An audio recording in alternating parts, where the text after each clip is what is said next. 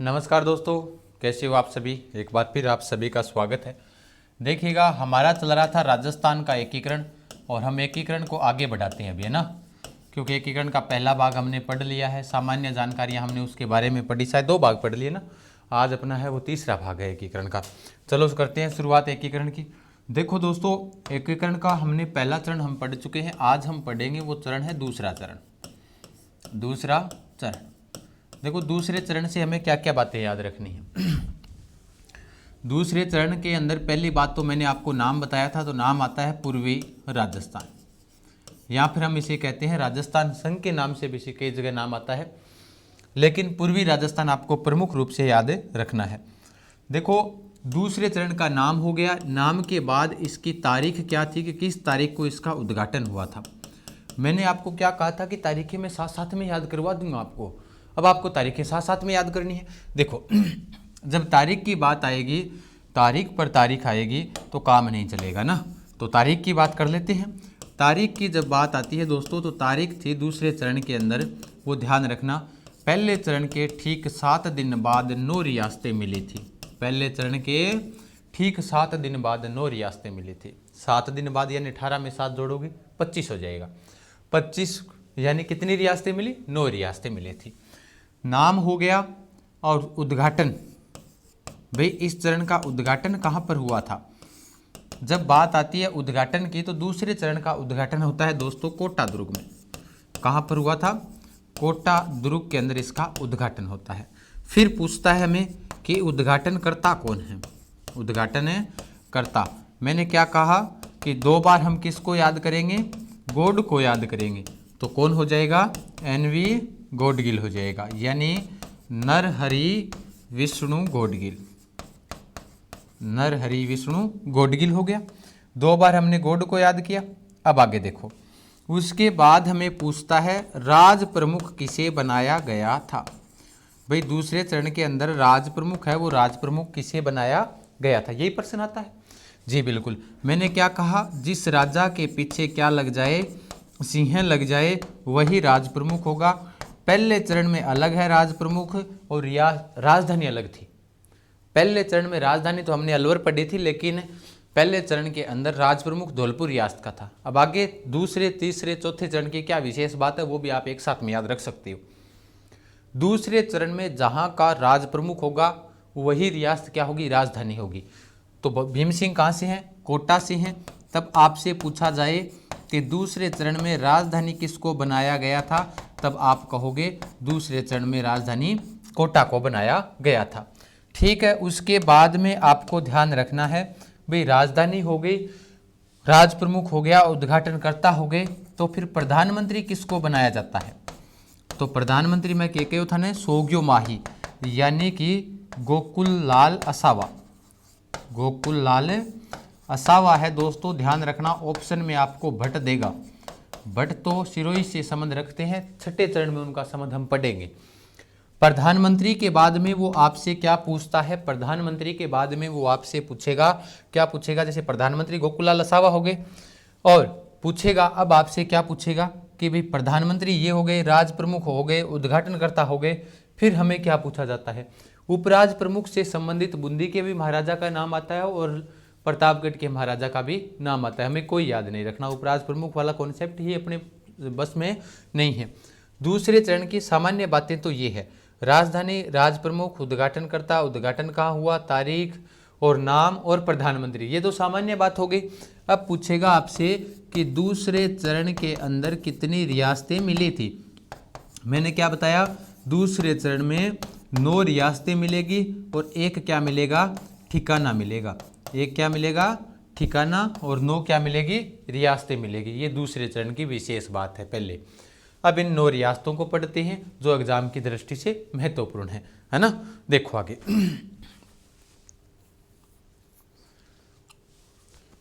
अब एक बात और बता देता हूं दोस्तों मैं आपको कि ध्यान से सुनना।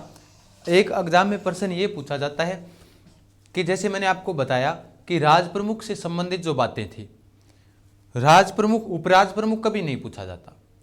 राजस्थान के एकीकरण का मैंने क्या बताया था? उद्घाटन 6 चरणों में हो जाता, लेकिन 7वें चरण का कारण मेवाड़ के महाराणा भूपाल सिंह जी थे, क्योंकि भूपाल सिंह की उस वक्त शर्तें नहीं मानी गई थी। जब शर्तें जो उनकी रखी उनकी नहीं मानी, इतनी बड़ी प्राचीन रियासत राजपूताने की, तो जिनका वर्चस्व भी बड़ा शानदार रहा था। तो भाई नॉर्मल सी बात है, तब इन्होंने कहा कि बोल देखो भाई, जब आप शर्तें नहीं मान रहे हो मेरी, तो मैं क्या करूं। फिर इसलिए ऊपर से सरकार की ओर से, केंद्र सरकार से आदेश आए हुए थे, एकीकरण तो करना जरूरी है।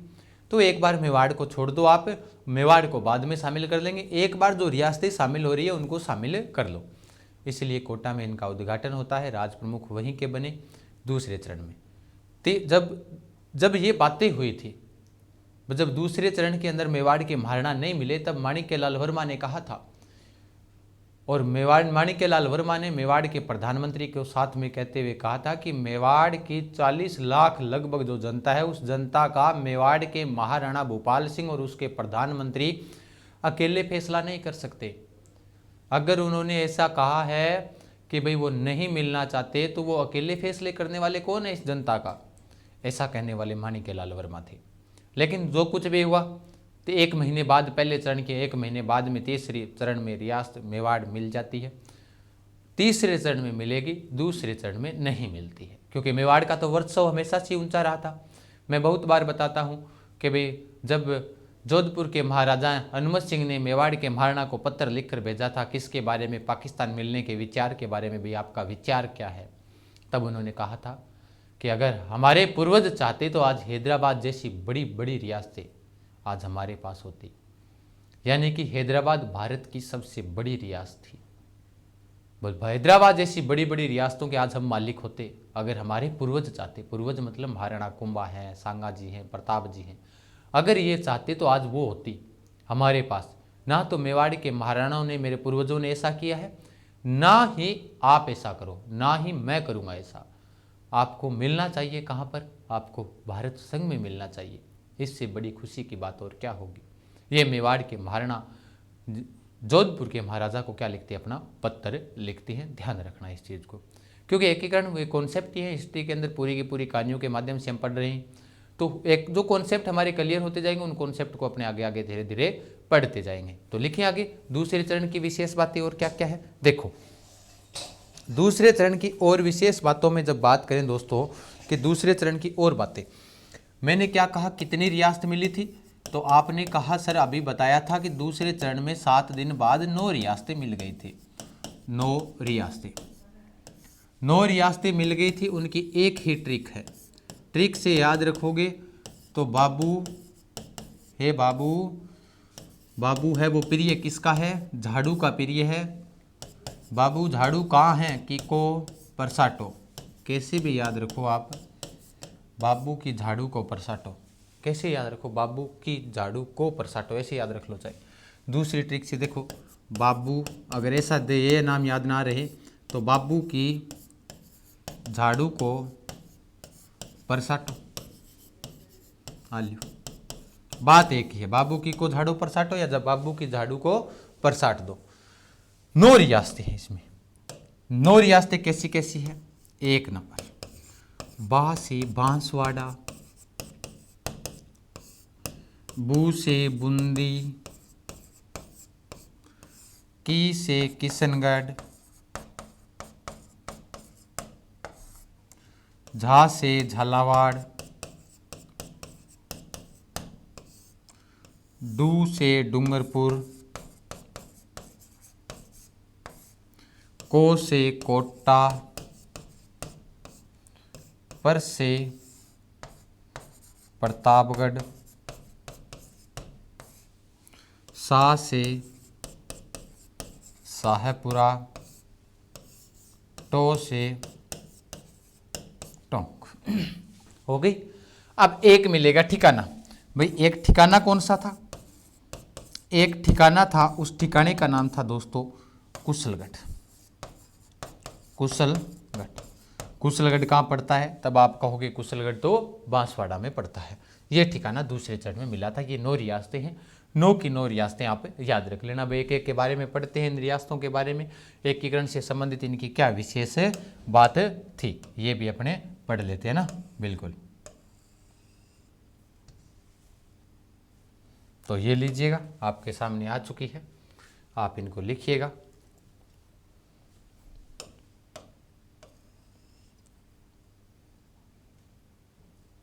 ये लो। नेक्स्ट पहली रियासत पढ़ते हैं बांसवाड़ा। भाई बांसवाड़ा रियासत की क्या विशेष बात रही होगी? बांसवाड़ा के जो महाराजा थे, महाराजा का नाम था चंद्रवीर सिंह। क्या नाम था? चंद्रवीर सिंह। चंद्रवीर सिंह ने कहा था मैं अपने डेथ वारंट पर हस्ताक्षर कर रहा हूं। डेथ वारंट पर हस्ताक्षर कर रहा हूं।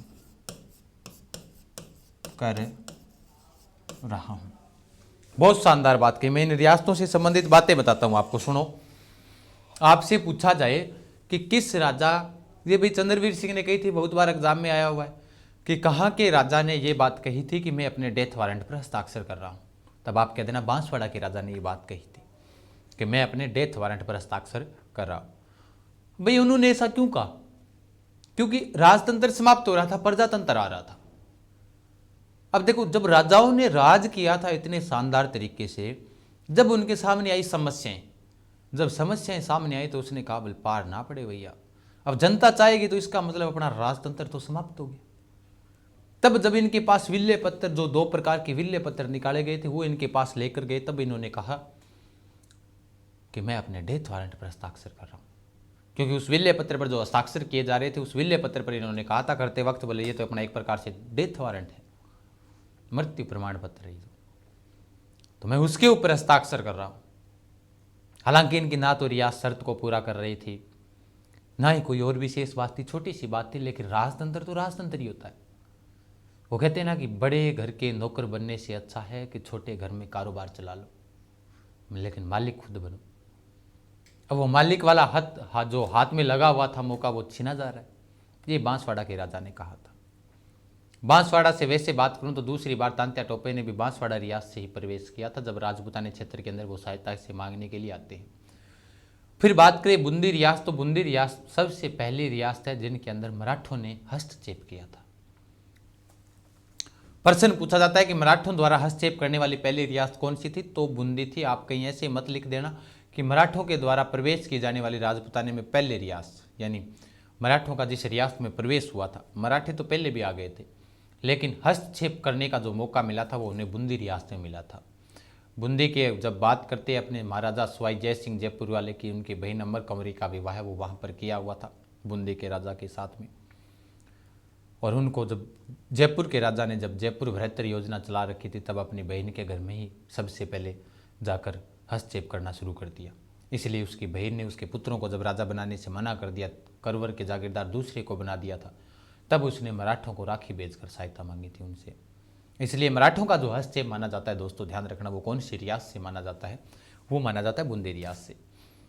कोटा रियासत की बात करें तो कोटा रियासत की उस वक्त एकीकरण से संबंधित, तो बस इतनी मान लो कि वहाँ के महाराजा भीम सिंह जी थे, महाराव भीम सिंह जी थे, और भीम सिंह जी को राज प्रमुख बनाया गया था, उद्घाटन वगैरह वहीं पर किया गया था, बाकी और कोई विशेष बात नहीं है एकीकरण से संबंधित। हालांकि आगे तो आएगी, चौथे चरण में तो हम पढ़ेंगे कि कोटा रियासत को वन का विभाग दिया गया था। वन विभाग है, वो वन का विभाग किसे दिया जाता है? जो विभाग बांटे गए थे, जो डिपार्टमेंट बांटे गए थे, उनमें वन का जो विभाग था, वो विभाग किसको दिया जाता है? कोटा रियासत को दिया गया था। उसके बाद में बात आती है कि भाई किशनगढ़ रियासत। किशनगढ़ एक ऐसी रियासत थी जिससे ना तो उत्तराधिकारी शुल्क लिया जाता था, ना ही मराठों ने वहाँ पर चौथ वसूली का कार्य किया था, ना ही उसके पास तोप सलामी का अधिकार था। अब रियासत और ठिकानों में एक ही अंतर होता था कि रियासतों के पास तोप सलामी का अधिकार था और बाकी ठिकानों के पास तोप सलामी का अधिकार नहीं था। अपवाद स्वरूप राजस्थान की 2 रियासतें हैं, एक तो शाहपुरा और एक किशनगढ़ है, जिनके पास में तोप सलामी का अधिकार नहीं था। ध्यान रखना, लिखवाऊंगा मैं एक एक चीज़ें। फिर बात आई शाहपुरा, राजस्थान की सबसे छोटी रियासत इस राजपूताना क्षेत्र की वो शाहपुरा थी। और छोटी रियासत थी तो छोटा परिवार सुखी का परिवार होता है, बड़ा परिवार तो दुखी हो जाता है। जैसे बात करें मारवाड़ के पास में जैसलमेर रियासत थी, मारवाड़ राजस्थान की सबसे बड़ी रियासत थी, लेकिन जनतांत्रिक जो पूर्ण रूप से उत्तरदायी शासन स्थापित करने में जो सबसे पहले इस राजपूताना क्षेत्र की जो रियासत सफल रही थी, वो छोटी रियासत रहेगी। कौन सी थी? शाहपुरा थी। उसके बाद पूछा जाता है झालावाड़ रियासत से संबंधित। झालावाड़ राजस्थान की नवीनतम रियासत यही झालावाड़ ही है। झालावाड़ के बाद कोई रियासत नहीं बनी थी। अंग्रेजों के द्वारा बसाई गई एकमात्र रियासत यही थी जिसकी राजधानी पाटन रखी गई थी, जिसको वर्तमान में झालरा पाटन कहते हैं। फिर आई डूंगरपुर की बात। तो डूंगरपुर के उस वक्त कोई विशेष बात नहीं थी। प्रतापगढ़ की भी कोई विशेष बात नहीं थी। शाहपुरा हमने पढ़ ली। टोंक की एकमात्र रियासत जो मुस्लिम रियासत थी वो टोंक थी। भारत में 2 रियासतें मुस्लिम थी, एक तो पालनपुर गुजरात वाली और एक टोंक, कौन सी, राजस्थान वाली। और राजपुताना की एकमात्र मुस्लिम रियासत अगर आपसे पूछी जाए तो वो मुस्लिम रियासत कौन सी है, ध्यान रखना, वो टोंक हो जाएगी। ये सारी बातें हैं, वो सारी बातें आपके ध्यान में होनी चाहिए। उसके बाद आगे लिखते हैं इनको फटाफट, है ना। देखो उसके बाद इनको एक एक को मैंने आपको समझाया, अब एक एक के बारे में लिखते हैं। बांसवाड़ा रियासत से लिख सकते हो कि तांत्या टोपे का दूसरी बार, तांत्या टोपे का दूसरी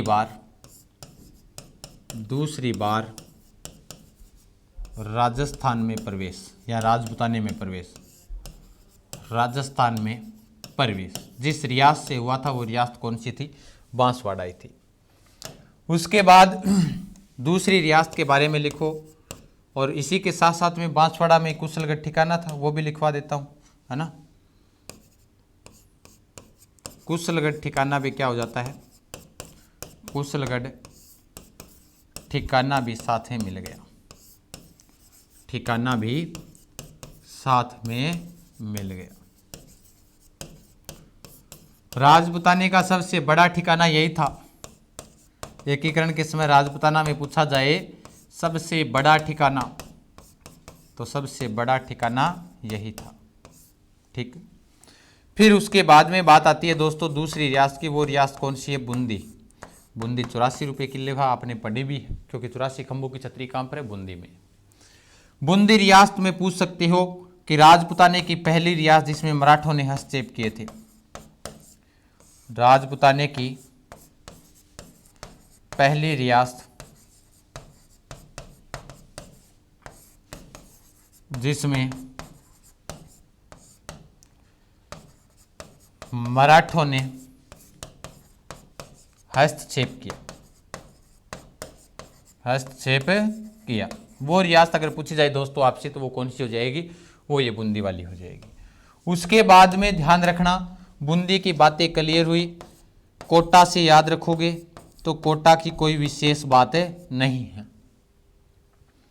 किशनगढ़ आगे लिखते हैं अपने कि किशनगढ़ रियासत की क्या विशेष बात थी, तो लिखो किशनगढ़।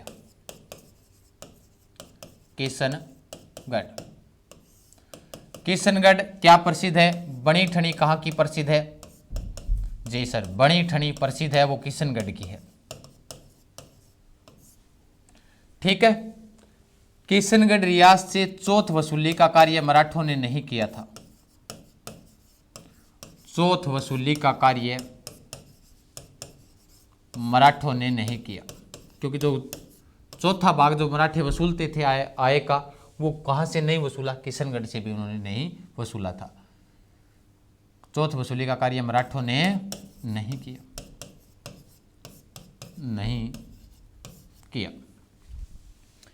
किशनगढ़ से ध्यान रखना बनी ठनी थी। किशनगढ़ जब एकीकरण चल रहा था, एकीकरण के समय इनको अलग से रखना चाहते थे। एकीकरण के समय हरिभाऊ उपाध्याय है ना, हरिभाऊ उपाध्याय इनको अजमेर से अलग रखना चाहते थे। ध्यान रखना किससे, अजमेर से, अजमेर से अलग रखना चाहते थे, अलग रखना चाहते थे। पूछा जाए आपसे कि अजमेर से किसे अलग रखना चाहते थे हरिभाऊ उपाध्याय, तो किशनगढ़ को अलग रखना चाहते थे, ध्यान रख लेना। किशनगढ़ और शाहपुरा दोनों की बातें साथ में लिखवा देता हूं, दो बात कॉमन है। किशनगढ़ व शाहपुरा रियासतों के पास तोप सलामी का अधिकार नहीं था। तोप सलामी का अधिकार नहीं था। यह अपवाद स्वरूप 2 रियासतें थी। तोप सलामी का अधिकार नहीं था।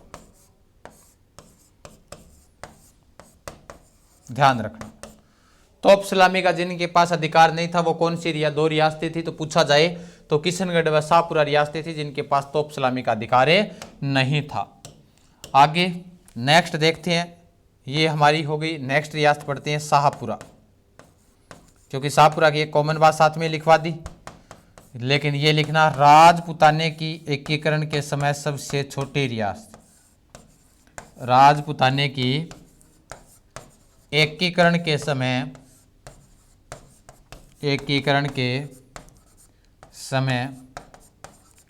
सबसे छोटी रियासत,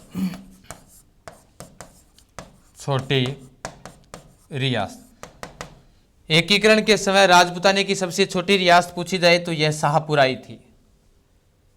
छोटी रियासत, छोटा परिवार सुखी का परिवार होता है। तो एक लाइन और जो मैंने आपको बताई कि पूर्ण उत्तरदायी शासन स्थापित करने वाली रियासत, पूर्ण उत्तरदायी शासन स्थापित करने वाली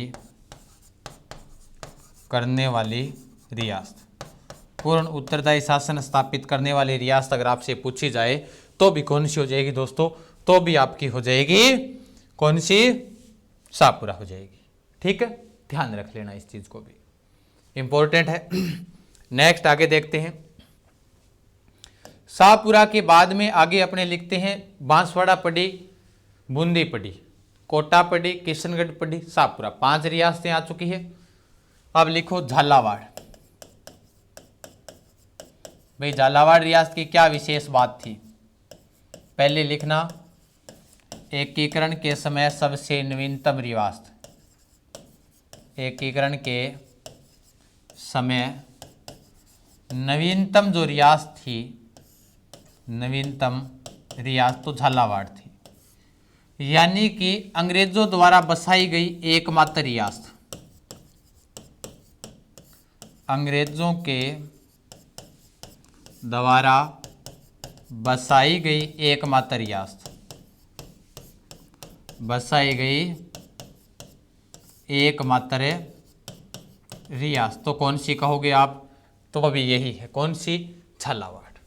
कब बसाई थी अंग्रेजों ने, 1838 ईस्वी में इस रियासत का क्या किया था, निर्माण किया था।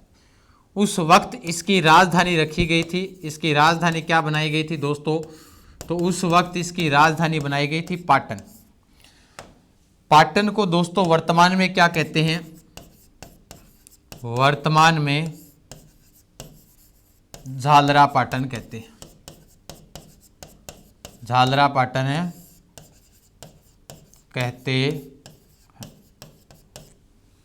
झालरा पाटन से अभी एग्जाम में जैसे प्रश्न आते हैं ना, झालरा पाटन से चुनाव कौन लड़ती है, वसुंधरा जी लड़ते हैं कि नहीं लड़ते, वसुंधरा राजे सिंधिया यहीं से चुनाव लड़ते हैं।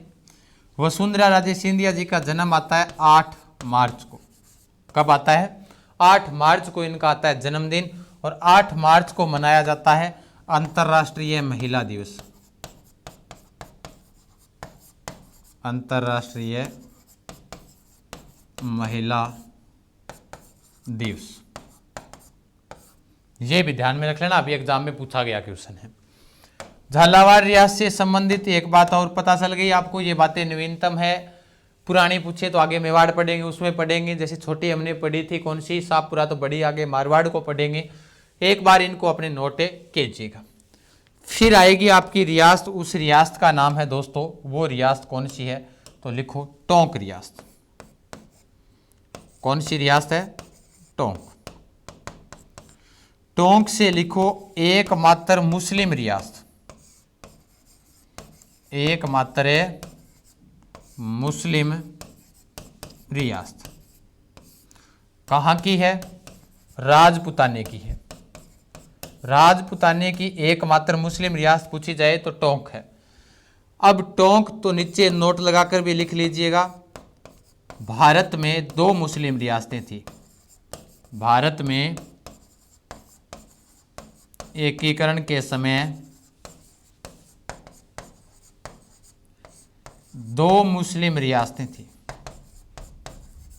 2 मुस्लिम रियासतें थी। 2 कौन कौन सी थी? तब आप एक तो कह देना टोंक थी, और दूसरे की बात करूं तो पालनपुर हो जाएगी। पालनपुर, पालनपुर कहाँ पर है दोस्तों? गुजरात में है। ठीक है, ये 2 रियासतों से संबंधित बातें याद रख लेना।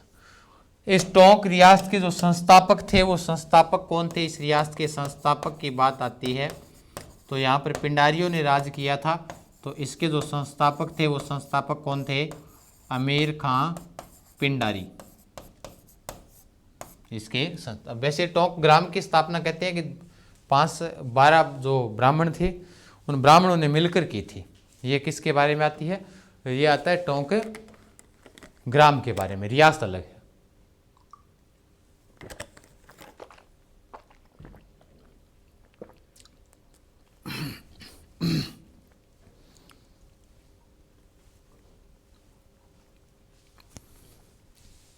लिख लिया। उसके बाद आगे देखते हैं। शाहपुरा पढ़ ली, प्रतापगढ़ की कोई विशेष बात नहीं थी, और एकीकरण के समय अब आएगी दूसरे चरण का फैक्ट। भाई आपसे पूछा जाए कि दूसरे चरण की आय कितनी थी? दूसरे चरण की आय टोटल 9 रियासतों की आय थी दोस्तों 2 करोड़ रुपए। कितने करोड़ थी? 2 करोड़ रुपए दूसरे चरण की क्या थी? आय थी। और अब आय कैसी थी? वार्षिक आय थी, ध्यान रख लेना, वार्षिक आय। पूछा जाए आपसे कि दूसरे चरण की वार्षिक आय कितनी थी, तब आप क्या करोगे? 2 करोड़ थी। ये दूसरे चरण से संबंधित सारे फैक्ट आपके कंप्लीट हुए। पढ़ते हैं तीसरा चरण। तीसरा चरण, अब तीसरे चरण को कैसे याद रखें, तारीखें कैसे याद रखें? तो तीसरे चरण की अगर तारीखों की बात की जाए तो पहले चरण के 1 माह बाद, यानी पहले चरण का उद्घाटन कब हुआ था? 18 मार्च को। 1 महीने बाद 18 अप्रैल 1948 को कौन से चरण का उद्घाटन हुआ था? तीसरे चरण का उद्घाटन होता है। अब आएगी बात कि तीसरे चरण का नाम क्या रखा गया। तो मैंने आपको नाम याद कराने की शुरुआत में ही बताए थे। नाम यानी पूर्वी राजस्थान के साथ में मिला दिया, तीसरे चरण को मिला दिया। तो कैसे मिलाया? संयुक्त रूप से मिलाया। तो नाम क्या रखना है? संयुक्त पूर्वी राजस्थान, आपको इसका नाम याद रखना है। समझ गए बात? उसके बाद में पूछेगा आपसे कि तीसरे चरण का उद्घाटनकर्ता कौन थे? उद्घाटन कर्ता, तो देखो 2 बार हमने गॉड को याद किया था। अब 2 बार गॉड को याद करने के बाद अब किसको याद करेंगे? किसी चीज का अपने उद्घाटन कर रहे हैं तो सबसे पहले अपने इष्ट देवताओं को याद किया जाता है, तो वो भी अपने लिए गॉड है, उनको याद किया। फिर दूसरी बार हमने किन को याद किया? अपने लिए जो गॉड है वो कौन है? अपने माता पिता, उनको याद किया। तीसरी बार हमने याद किया कि आस पड़ोस में देखा तो कौन रहते हैं? आस पड़ोस में चाचा जी रहते हैं। तो तीसरे चरण का उद्घाटन किसने किया था? चाचा जी ने किया। चाचा कौन? पंडित जवाहरलाल नेहरू। पंडित जवाहरलाल नेहरू, इन्होंने तीसरे चरण का क्या किया था? उद्घाटन किया था। फिर बात आएगी कि यहां पर प्रधानमंत्री किसे बनाया गया था? प्रधानमंत्री जिनको मेवाड़ का गांधी कहा जाता है उन्हीं को बनाया जाएगा। सोग्यो तो हमने तो पढ़ लिया। अब माही को ही लेकर आएंगे, तो माही में लेकर आते हैं अपने किन को? माणिक्यलाल वर्मा। और माणिक्यलाल वर्मा का मैंने अभी आपको कथन बताया था ना, इन्होंने क्या कहा था एकीकरण के समय कि मेवाड़ की 40 लाख जनता का भाग्य अकेले मेवाड़ के महाराणा और उसका प्रधानमंत्री तय नहीं करेंगे, जनता तय करेगी कि क्या करना चाहती है। यह माणिक्यलाल वर्मा ने कहा था। फिर बात आएगी राज प्रमुख की, कि राज प्रमुख किसको बनाया गया था। तब अपने कहते हैं कि राज प्रमुख तो इसीलिए तो लड़ाई हुई थी क्योंकि दूसरे चरण के अंदर, इसीलिए तीसरे चरण का उद्घाटन होता है, वरना तीसरे चरण का उद्घाटन ही नहीं होता। राज प्रमुख की बात करें तो मनाया जाता है मेवाड़ के महाराणा, और मेवाड़ के महाराणा कौन थे? भूपाल सिंह थे। कहाँ के हैं? मेवाड़ के। तो लिख सकते हैं अपने उदयपुर के। तो अपने एक कॉन्सेप्ट और क्लियर हो गया। पूछा जाए आपसे कि तीसरे चरण में राजधानी क्या बनाई गई थी? तो राजधानी भी कौन सी बनाई जाएगी दोस्तों, उदयपुर को राजधानी बनाया गया था, ध्यान रख लेना। ठीक है, ये तीसरे चरण से संबंधित शुरुआत के फैक्ट है। प्रधानमंत्री, राज प्रमुख, उद्घाटनकर्ता और तारीख, नाम सब आगे। अब देखो तीसरे चरण की एक ही विशेष बात मिलेगी आपको, कौन सी है, आगे देखो। पूछा जाए उदयपुर यानी कौन सी रियासत मिली थी, यानी कि तीसरे चरण में रियासतें कौन कौन सी मिली थी, तो रियासत एक ही मिली थी, वो कौन सी थी, उदयपुर थी। ध्यान रखना, कौन सी रियासत थी, उदयपुर। उदयपुर यानी मेवाड़। अब मेवाड़ से आपको क्या याद रखना है, मेवाड़ से याद रखना है राजपूताने की सबसे प्राचीन रियासत, यानी एकीकरण के समय पूछा जाए कि राजपूताने की सबसे प्राचीन रियासत कौन सी थी, तब आप क्या कहोगे, सबसे प्राचीन रियासत मेवाड़ थी।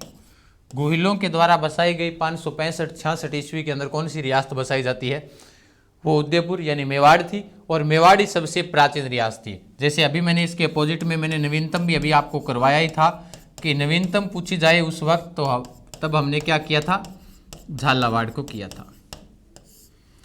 अब बात आई कि और क्या रियासत की इसकी क्या विशेष बात हो सकती है। इसकी विशेष बात एक आपको शुरुआत में ही लिखा दी थी, भारतीय स्वतंत्रता अधिनियम 1947 वाली, भारतीय स्वतंत्रता अधिनियम 1947 की धारा 8 की शर्त जो पूरा कर रही थी, वो एक रियासत कौन सी थी, उदयपुर भी थी। और हालांकि राजस्थान की कितनी थी उस वक्त, 4 रियासतें थी, जयपुर थी, जोधपुर थी, बीकानेर थी और एक उदयपुर थी। तो उस रियासत को भी, शर्त को भी क्या कर रही थी, पूरा कर रही थी। अब एक लाइन जो महत्वपूर्ण है जो आपको लिखवा देता हूं कि जैसे मैंने आपको क्या बताया था कि मारवाड़ रियासत थी, वो मारवाड़ रियासत कहाँ मिलना चाहती थी, मारवाड़ रियासत मिलना चाहती थी कहाँ पर, पाकिस्तान के अंदर। जोधपुर के महाराजा थे हनुमत सिंह, हनुमत सिंह पाकिस्तान में मिलाना चाहते थे अपनी रियासत को। तब उन्होंने, कहते ना वो गांव में कहावत होती है कि एक भैंस जब कीचड़ में चली जाए तो वो आसपास की भैंस को भी साथ में ले लेती है। क्योंकि जोधपुर के महाराजा भी किन के साथ मिलना चाहते हैं, पाकिस्तान रियासत के साथ मिलना चाहते हैं। कारण क्या है कि मोहम्मद अली जिन्ना के साथ में उनके अच्छे संबंध थे, और मोहम्मद अली जिन्ना इधर से ऑफर दे रहे थे, वो झूठे झांसी देने वाले ऑफर दे रहे थे कि वो आपको कराची मार्गों से जोड़ा जाएगा, लाहौर मार्गों से जोड़ा जाएगा, समुद्री मार्गों से आपको जोड़ा जाएगा। ऐसी बातें हैं, वो बातें कौन कह रहे थे, मोहम्मद अली जिन्ना कह रहे थे। आपको फुल पेमेंट दिया जाएगा, आपको सारी सुविधाएं दी जाएगी। तो ये जो बातें कह रहे थे वो कौन कह रहे थे, मोहम्मद अली जिन्ना। उन बातों के बहकाव में आ जाते हैं जोधपुर के महाराजा हनुमत सिंह, और वो क्या करते हैं, अपनी रियासत को मारवाड़ में मिल, जो जैसलमेर, अपनी रियासत जो मारवाड़ थी, मारवाड़ को पाकिस्तान में मिलाने की सोच लेते। फिर उन्होंने पत्र लिखा जैसलमेर के महाराजा को।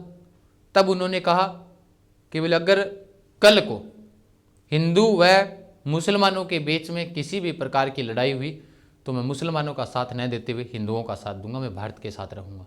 किसी भी प्रकार से अगर कोई विकट परिस्थिति आती है, हालांकि मेरी यह शर्त को पूरा नहीं कर रही, लेकिन कल को मैं किन के साथ रहूंगा, भारतीयों के साथ में रहूंगा। अंतिम निर्णय मेरा यही है। हालांकि जैसलमेर के भी राजा कहाँ पर मिलना चाहते हैं, पाकिस्तान में, उनके भी मन में विचार था, लेकिन बेचारे क्या करें, रियासत वो शर्त को पूरा नहीं कर रही।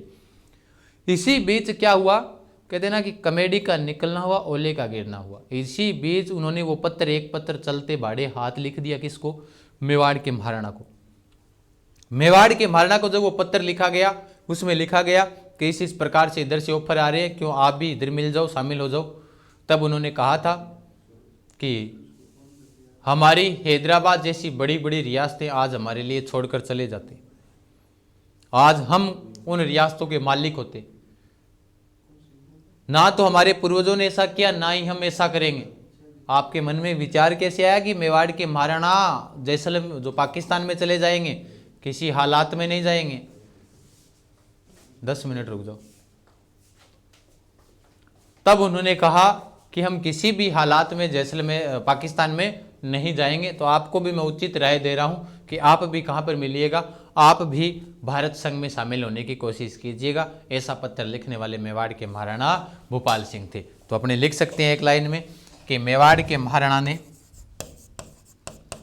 मेवाड़ के महाराणा को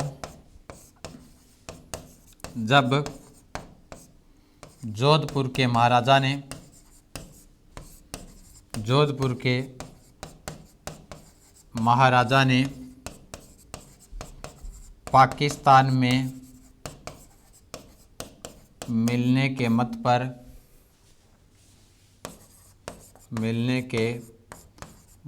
पर पत्र लिखा, तब महाराणा के शब्द। तब महाराणा जी के शब्द क्या थे? इन्होंने कहा था कि हमारे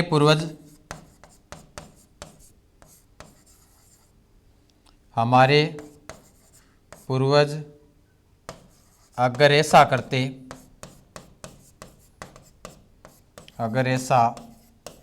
करते तो हैदराबाद जैसी बड़ी बड़ी रियासतों के आज हमारे पास होती। हैदराबाद जैसी बड़ी बड़ी रियासतें हमारे पास होती।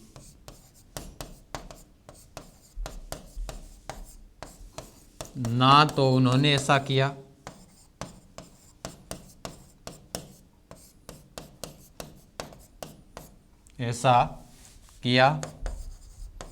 और ना ही मैं ऐसा करूँगा, और ना ही मैं ऐसा करूँगा। ऐसा कहने वाले, और आपको उचित राय यही है कि आप भी कहाँ पर मिलिएगा, आपको मेरी पर्सनल और उचित राय है, वो उचित राय यही है कि आप भी है वो इस राजपूतानी क्षेत्र में शामिल होइएगा, भारत संघ में मिलने का प्रयास कीजिएगा। ये है तीसरे चरण की प्रमुख बात।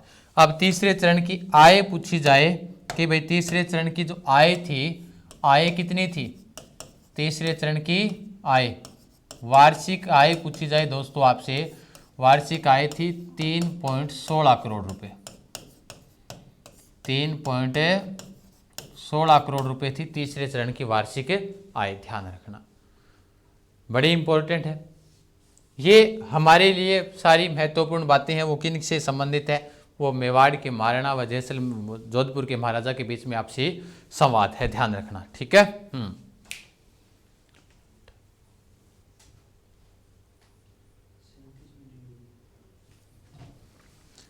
देखो ये हो गया अपना तीसरा चरण। पढ़ते हैं अपने नेक्स्ट चौथा चरण।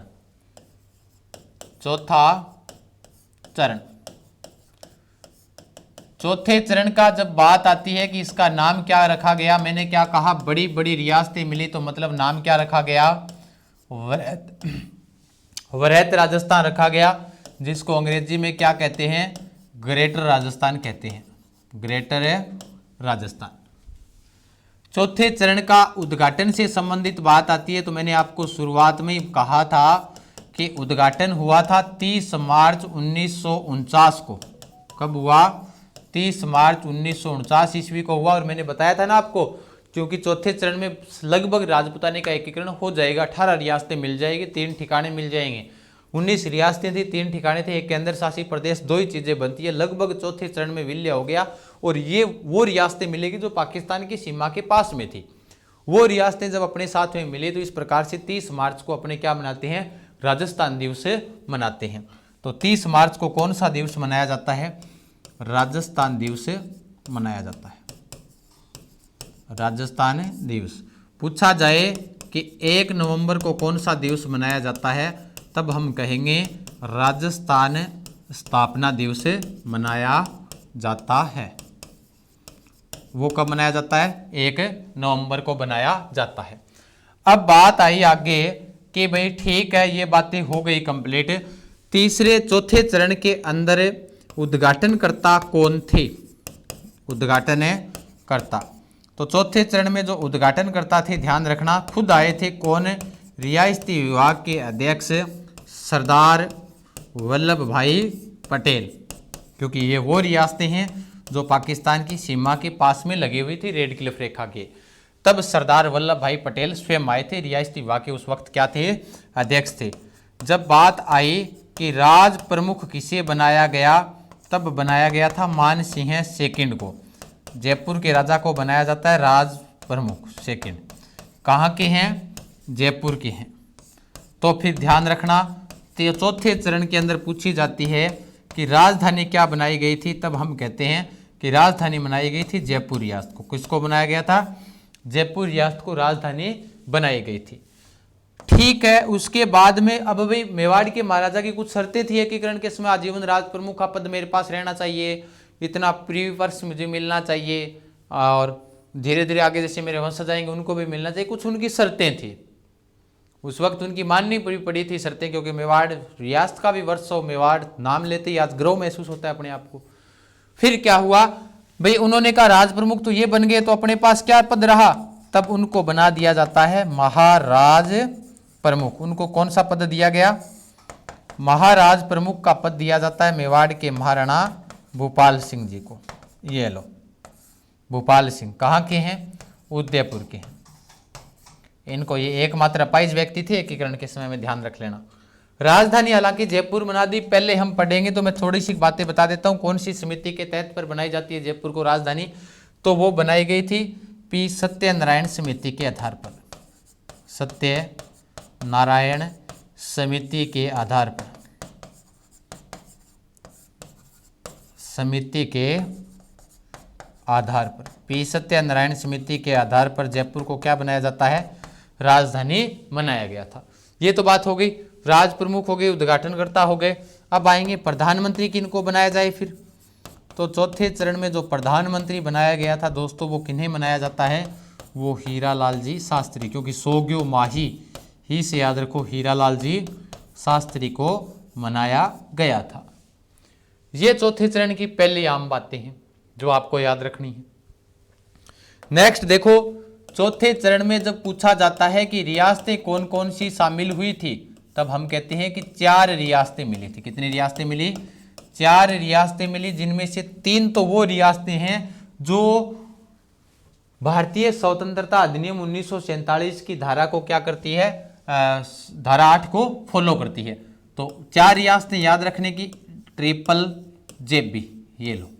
यानी कि पहले याद रखो जयपुर को, दूसरी याद रखो जैसलमेर को, जैसलमेर, तीसरी याद रखो जोधपुर को, जैसे याद हो रही है ना, चौथी याद रखो बीकानेर को। ये लो, 4 रियासतें हुई कि नहीं हुई? हो गई ना। तो ये 4 रियासतें शामिल हुई थी। अब एक ठिकाना भी बचा हुआ है, वो ठिकाना भी मिल जाएगा। ठिकाना मिल गया जी, बिल्कुल। लावा ठिकाना उस वक्त आया करता था कौन सी रियासत में? जयपुर रियासत में। तो ये भी मिल गया। अब प्रश्न ये आता है कि वर्तमान में लावा ठिकाना है कहाँ पर? तो वर्तमान की बात करें तो वर्तमान में जो ठिकाना है वो ठिकाना कहाँ पर है? टोंक में है। वर्तमान में ठिकाना कहाँ पर है? टोंक के अंदर है। ध्यान रखना, रियासतें 4 है और ये इस प्रकार से इनका क्या होता है? विलय होता है। प्रत्येक रियासत की प्रमुख प्रमुख बातें भी है। रियासतों की प्रमुख बातें, अब प्रमुख बातें हैं और अलग अलग क्या है? विभाग भी बचे हुए हैं, क्योंकि इस चरण में हम क्या बांटेंगे? अलग अलग प्रकार के विभाग भी हम बांटने वाले हैं। तो इन विभाग और जो आपके जो रियासतों की प्रमुख बातें हैं वो पढ़ेंगे अपने नेक्स्ट क्लास के अंदर। इस पार्ट को अपने यहीं पर समाप्त करते हैं। चौथा, 5वां, 6ठा और 7वें, अब लास्ट 2 क्लासें और हो जाएगी एकीकरण की। मेरे हिसाब से उन 2 क्लासों में एकीकरण क्या हो जाएगा? अपना समाप्त हो जाएगा। फिर मिलते हैं, बने रहिएगा, तैयारी करते रहिएगा। Best of luck. जय हिंद, जय भारत, राम राम।